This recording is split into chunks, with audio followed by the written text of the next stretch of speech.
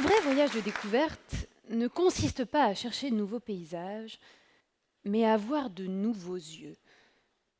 Cette idée d'avoir de nouveaux yeux m'obsède depuis quelque temps, parce que je ne sais pas vous, mais en ce moment, mes yeux à moi, ils ne voient que du noir. Et je vois difficilement comment il pourrait en être autrement.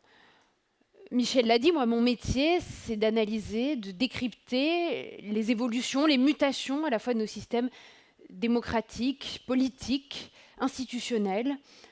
Et qu'est-ce que je vois, qu'est-ce que j'examine en ce moment?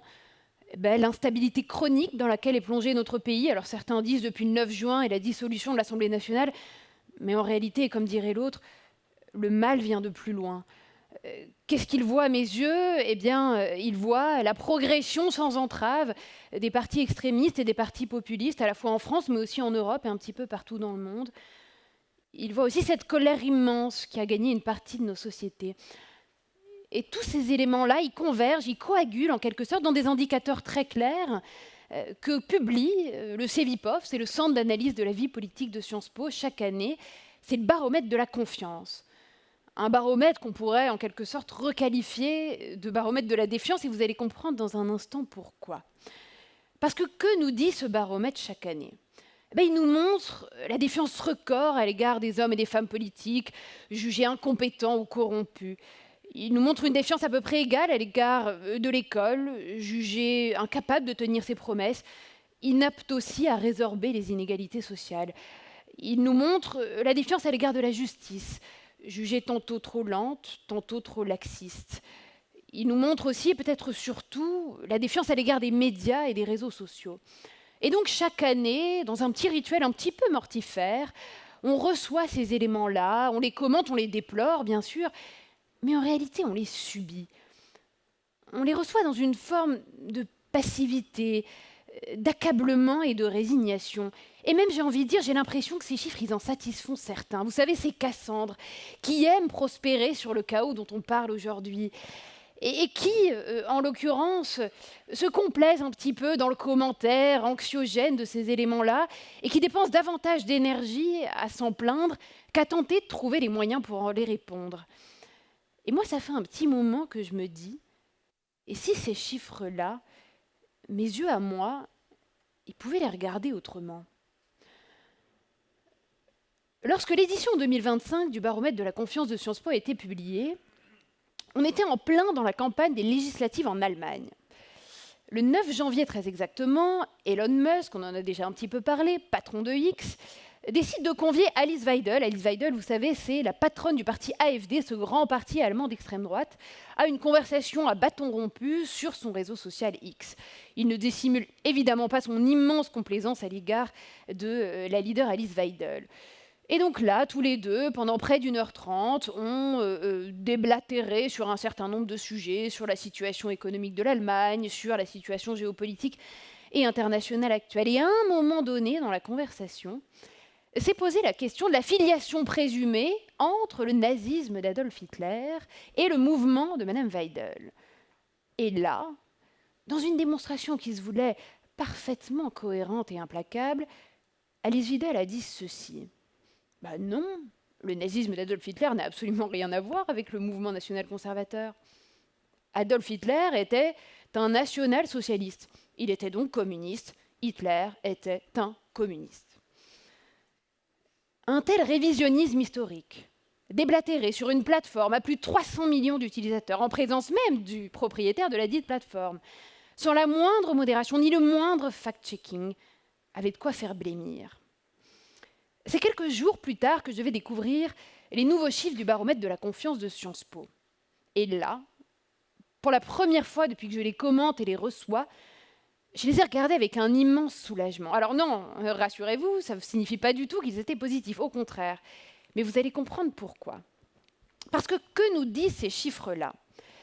Ils nous disent que sur la vingtaine d'organismes et d'institutions examinés par le CEVIPOF et sur lesquels on interroge à la fois les Français, mais aussi les Allemands et les Italiens, les réseaux sociaux et les partis politiques, ils arrivent bon dernier. En France, la confiance envers les partis politiques, c'est 16%. La confiance envers les réseaux sociaux, c'est 18%. En Allemagne, en valeur absolue, on est un tout petit peu au-dessus, mais en réalité, l'ordre est à peu près le même. Pour bien comprendre ces chiffres, il faut les comparer aux 82% de confiance envers les artisans, 80% de confiance envers la science, 76% de confiance envers les hôpitaux ou 62% de confiance envers les entreprises.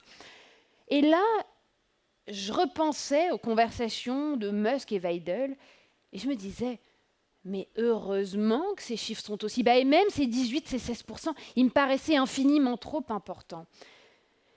Et c'est en quelque sorte à ce moment-là que j'ai adopté mes nouveaux yeux. Et qu'est-ce qu'ils voient, ces yeux-là? Eh bien, ils voient une société qui n'est pas dupe, qui est animée d'un immense sens critique et qui sait faire la part des choses entre un fait et une opinion. Et j'ai repensé à un théoricien que j'aime beaucoup. Si vous ne le connaissez pas, il faut à tout prix que vous alliez le découvrir en sortant de cette salle. Ce théoricien, c'est Michel de Certeau, personnage fascinant, déjà son CV mérite le détour. C'est qui Michel de Certeau? C'était un prêtre jésuite, théologien, philosophe, sociologue, historien, rien que ça. Michel de Certeau a écrit une quantité d'ouvrages différents, mais il y en a un qui m'intéresse tout particulièrement aujourd'hui. Cet ouvrage, c'est L'invention du quotidien. Michel de Certeau l'écrit en 1974 et c'est pas neutre. 1974, c'est le choc pétrolier, c'est des bouleversements à la fois économiques et géopolitiques qui, à beaucoup d'égards, nous rappellent la situation qu'on est en train de vivre aujourd'hui. Et qu'est-ce qu'il dit, Michel de Certeau? Il dit, à rebours de toutes les théories sociologiques de son époque, que le citoyen consommateur est en réalité un être profondément rusé, qu'il est loin d'être soumis et discipliné à suivre bêtement les chemins tout tracés de la société de consommation. Non, non, non. Ce citoyen consommateur, il construit en permanence des réseaux d'antidiscipline. Il braconne. Il est infiniment plus malin. Vous voyez, par exemple, Michel de Certeau, il me dirait « Mais Blanche, sors de ce cercle rouge ». Il m'inviterait à penser à un pas de côté. Il m'inviterait à faire autre chose. Et cette pensée de Michel de Certeau, elle m'a été très utile pour redécouvrir les chiffres du Cevipof. Parce qu'avec mes nouveaux yeux, je vous ai donc parlé de cette adoption récente, et avec le prisme des pensées de Certeau dans la tête, je me suis replongée dans les chiffres du Cevipof, et là, c'était plus du tout les mêmes. Je voyais plus de la défiance. Vous voyez ce que je voyais à la place? Je voyais une immense exigence. Je voyais des citoyens qui étaient d'une exigence immense à l'égard des hommes et des femmes politiques, si immense qu'ils ne peuvent pas se résoudre à leur faiblesse ou à leur impuissance. Immense exigence aussi à l'égard des plateformes qui sont supposées incarner ces relais entre la parole politique et le citoyen. Et donc quand vous voyez les choses de cette façon-là, d'emblée, la défiance n'est plus le poison qui vient miner nos démocraties, dont il faudrait sans cesse déplorer, se plaindre, se résigner. Non, au contraire. Cette défiance qui se transforme en exigence, elle devient le carburant pour l'avenir de vos démocraties. Et donc, à quoi bon surréglementer, infantiliser, contraindre, interdire, légiférer, quand on peut aussi compter sur l'intelligence collective, responsabiliser en prenant compte de cette exigence? Alors, vous allez me dire maintenant, que faire? Eh bien, il y a un outil, on en a beaucoup parlé, j'ai commencé par Marcel Proust, mais je vous rassure, je vais revenir à l'intelligence artificielle.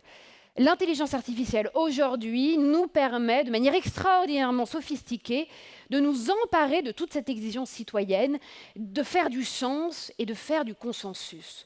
C'est par exemple ce qu'a fait Taïwan. Taïwan, hyper intéressant. Dès 2014, lance de façon totalement précurseur VTaiwan. VTaiwan, c'est quoi? C'est une plateforme d'IA qui permet, avec des conversations ouvertes sur Internet, mais aussi de la data visualisation de données, des contributions publiques et privées, de résoudre un certain nombre de grands problèmes sociétaux. Exemple tout simple, VTaiwan a par exemple permis de trouver une réglementation adaptée à Uber dans les villes taïwanaises. C'était un vrai sujet majeur, à la fois économique, environnemental, pour la puissance publique, pour les usagers. C'est intéressant parce qu'au départ, quand la consultation a commencé, vous aviez deux groupes très hétérogènes, le groupe des pour et le groupe des contre, et très peu de points de consensus entre les deux. Et puis à mesure que les discussions ont avancé, à mesure que l'intelligence collective a travaillé, des points de consensus ont pu être identifiés. Et résultat, on a réussi par ce biais-là à construire la réglementation idoine qui est toujours en vigueur aujourd'hui. 4 ans après la création de VTaiwan, sur les 28 initiatives qui y étaient nées, 80% avaient donné lieu à des décisions gouvernementales. Et je vous cite l'exemple taïwanais, mais ce n'est pas un exemple totalement à part, inaccessible, qui ne serait pas révélateur de ce qu'on pourrait faire nous aussi. Deuxième exemple, à l'échelle d'une municipalité cette fois. Decide Madrid, un an plus tard, 2015. Decide Madrid, c'est là aussi une plateforme collaborative qui permet de faire émerger des propositions citoyennes. On essaie d'identifier grâce à l'IA lesquelles se rejoignent. On essaie d'en analyser aussi leur faisabilité au service d'une meilleure qualité de vie dans nos villes. Et donc là, vous voyez, on demande plus simplement aux citoyens ce qu'ils détestent, ce qu'ils déplorent. Non, on le met en position de responsabilité et d'action. On rend sa parole beaucoup plus productive. Et donc il va vous dire ce qui, à l'échelle de sa rue, de son quartier, de son arrondissement, de sa ville, pourrait progresser. Et il n'est pas tout seul à le penser. Ils sont des centaines, ils sont des milliers peut-être à penser comme lui. Et c'est cette fédération d'idées qui va permettre de progresser. L'initiative madrilène a tellement bien fonctionné qu'il y a une autre initiative beaucoup plus large qui a émergé à partir de celle-ci. Ça s'appelle Consul Démocratie. Consul Démocratie, c'est là encore la possibilité pour toutes les villes qui veulent s'en emparer de tester ces outils-là et de se les approprier pour les développer à l'échelle de la municipalité. J'ai regardé la carte qui recense l'ensemble des initiatives Consul Démocratie dans le monde. Vous avez des villes au Brésil, des villes au Mexique, des villes en Allemagne, des villes au Danemark, des villes en Espagne qui s'en sont emparées. Aucune ville française ne l'a fait. Alors on est à quelques mois des élections municipales françaises. S'il y a des élus ou des aspirants élus dans la salle ou derrière les écrans, vraiment, je vous incite à regarder et vous en saisir. On le voit partout dans le monde, de Taïwan à Madrid, en passant par des villes brésiliennes ou mexicaines. L'intelligence collective rejoint l'intelligence artificielle. Et l'IA ne vient pas remplacer qui que ce soit ou décider à la place d'eux. Non, elle est un facilitateur de décision et, à mon sens, une immense aide pour rétablir un petit peu de confiance dans nos sociétés. Alors vous voyez bien, de cette façon-là, la défiance en réalité, c'est plus vraiment le problème, non. C'est le début de la solution. Merci.